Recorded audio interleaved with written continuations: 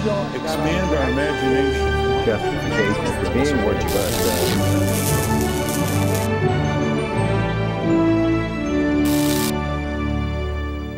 Welcome to Washington Unplugged. I'm Cheryl Atkinson.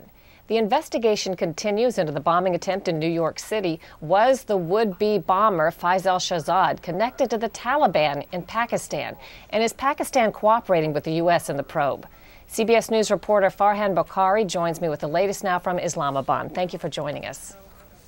Good to be here. First, a quick question. Have we learned any new information that you can tell us about in the past couple of hours? Well, as you know, new information is coming here literally by the hour. There have been a series of arrests in the last 24 hours to maybe 36 hours. Number of those people who are currently in custody are undergoing quite intense interrogation. Increasingly, there's an emerging pattern which suggests that this guy had connections, strong connections with Pakistan, his native country, but beyond those connections, he also may have systematically established connections with militant groups in the Northwest Frontier Province, which is really the hub of activities of Taliban militants and also Al-Qaeda. And therefore, that is the direction in which this entire investigation is going right now. So would you say that investigators seem to be, in Pakistan at least, leaning toward the notion that he was not acting as the so-called lone wolf, that he may have been part of a bigger effort? Well, absolutely, because if you look at the kinds of people who've been detained in the last 24 hours, arrested in the last 24 hours, this goes on to suggest many of those people do have well-established links with militant groups, and this goes on to suggest that perhaps some of those groups might be connected to Faisal Shahzad. At least that's the matter under investigation right now. Specifically, CBS News has learned that Shahzad may have spent up to 4 months at a training camp that is said to be affiliated with Pakistan's Taliban. The group that may be affiliated with the camp has claimed responsibility for the failed attack. Is that considered, do you know, a credible claim that this group is responsible, or at least in part behind it? Well, the authorities here are still saying that the Taliban have no known capacity to strike in foreign countries, distant countries, countries thousands of miles away. That is more the forte of Al-Qaeda. But as time goes by and a certain pattern emerges, I think increasingly the suggestion is that if this individual flew from the United States, came to Pakistan, established contact with people, went back with knowledge and expertise acquired here and used that to carry out this failed bomb attack in New York's Times Square, then of course there is a link which is coming together, a link between this guy in the U.S. and his trainers come facilitators thousands of miles away in Pakistan. And therefore, I think the whole idea that the Taliban do not have the capacity is something that may have to be reviewed and perhaps reassessed in the not-too-distant future. Even though the attempt failed, what does the Taliban stand to gain from a public relations standpoint or a world credibility standpoint among sympathizers if it's believed to have been in part behind the attempt in New York City? Well, at the end of the day, a sense of empowerment. Here are these people who are practically a bunch of mainly ragtag people. They do have some basic weapons, but their level of known sophistication in a military sense is no comparison to some of the world's best equipped armies, the United States in particular.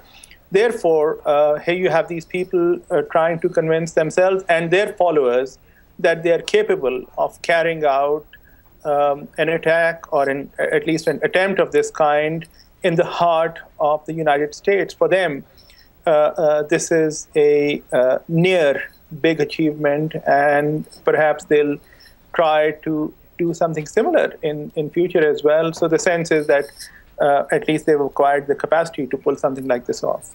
Farhan Bokhari in Islamabad, thanks for keeping an eye on this for us. Appreciate it. Thank you very much. Last night kicked off the 2010 midterm elections. 3 states held primaries. The races in Indiana, Ohio, and North Carolina may have confirmed what many politicians feared going in. It seems like it'll be an uphill battle for incumbents and the Washington establishment. The Loop21.com's Kelly Goff and CBS News chief political correspondent Marc Ambinder are here now to break down the night's winners and losers and what it all means going into November. Kelly, first just give us a couple of sentences. What is the Loop21.com? It's a news site that covers politics and entertainment with a particular emphasis on op-eds and commentary and opinion that would be of interest to African Americans. Okay. I want to start with you, Marc, and an announcement by very powerful Democrat David Obey. That apparently you've learned he's planning to retire. He's planning to retire. He is the chairman of the Appropriations Committee, which makes him one of the most powerful members of Congress. And his retirement had been hinted at because his disaffection with his job had been evident. But now that it's official, it creates a seat that Republicans can definitely pick up. It's a seat that's located in rural Wisconsin.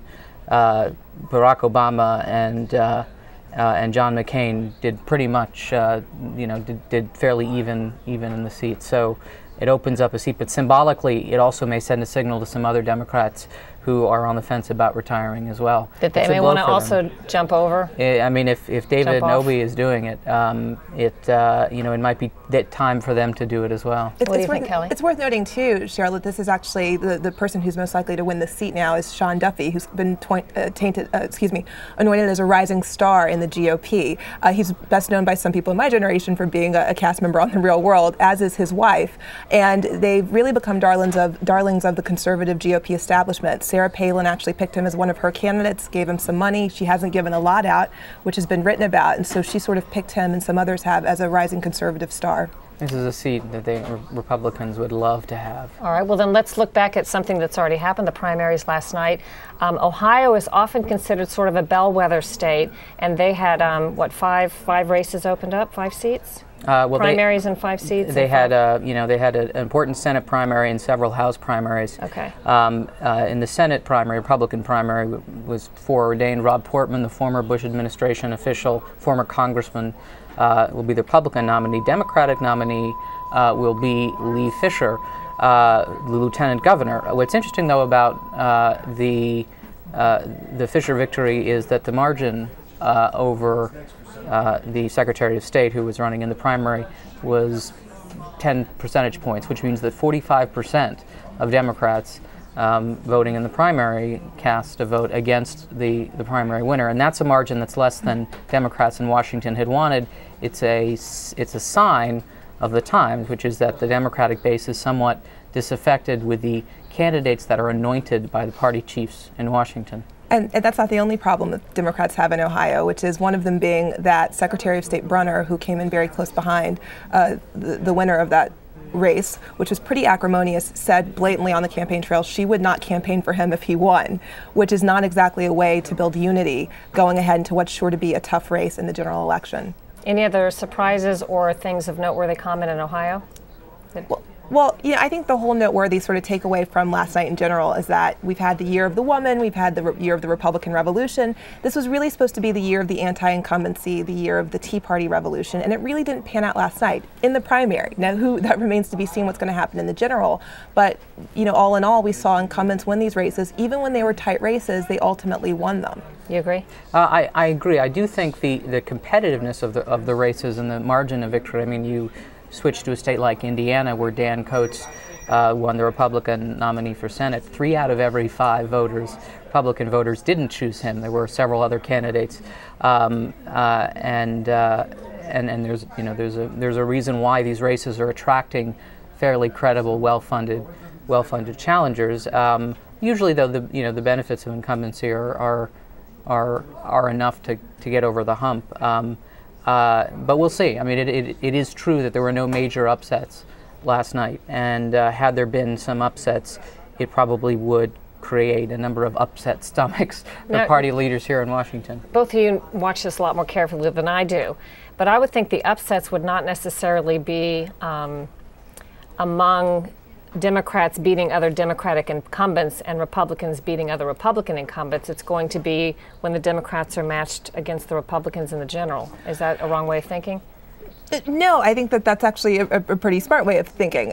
But I would actually argue that the White House and the other Democrats who are sort of running things here in Washington are actually not so much casting an eye with concern towards 2010, but perhaps towards 2012. Because let's remember something that's very important, which is that these three states, North Carolina, Indiana, Ohio, John Kerry lost all three of them back in 2004. President Obama carried them in 2008, but very, very tight races. I mean, he won, I think, North Carolina by less than 15,000 votes. Now, that's not exactly Florida 2000 numbers, but that's certainly not a mandate. So, I think there's going to be some trepidation with exactly what you're talking about, but not just for the midterms in terms of looking at the long haul for 2012. You touched on this a moment ago, but I was going to ask, did you see any sort of Tea Party influence in the primaries last night? There was some. There was certainly some in the Indiana Senate race. But once again, we really have yet to see a race, and that might end the Kentucky Senate primary in a couple of weeks, but we have yet to see a race where the Tea Party influence has proved decisive, has proved enough to push a candidate over the top. And that suggests not necessarily something about the breadth of the movement, but how the movement has been able to translate or not been able to translate its energy into organization. I take your point about looking ahead to the next presidential election, but the last thing I want from each of you is comment on if you are a Republican incumbent or a Democratic incumbent in Congress or the Senate, and you've watched these three primaries in three states last night, what are you thinking today? First to you, Kelly. Well, to quote Tip O'Neill, who famously said, all politics is local, I think a lot of people get sort of focused on the big politics, the big races, all the glam stuff, and forget that when your constituent services are very good and on point, then you tend to get reelected. That's why people like Senator Charles Schumer is one of those people that if you call the office and say you're having a problem with your post office, your call gets returned. That's how you stay in office, and I think you're going to see a lot of these incumbents focusing on taking care of the home base. Well, Indiana and Ohio are two open seats, and I think in those races tend to be nationalized a little bit more. North Carolina, because the Republican incumbent is staying in office, although his approval ratings are very, very low for an incumbent. I think you may see the race, Democrats try to make the race more referendum on what he's been able to bring back to the state. But Indiana and Ohio serve as good proxies for the direction of the nation, particularly the industrial Midwest, which has been hit so hard with the economic collapse. So, I think what all the candidates are thinking of on both sides is, even if they're Democrats and their parties are in power, how do I assert my independence from Washington? How do I prove that I'm not going to go to Washington to be the same big spender that everyone else is going to be?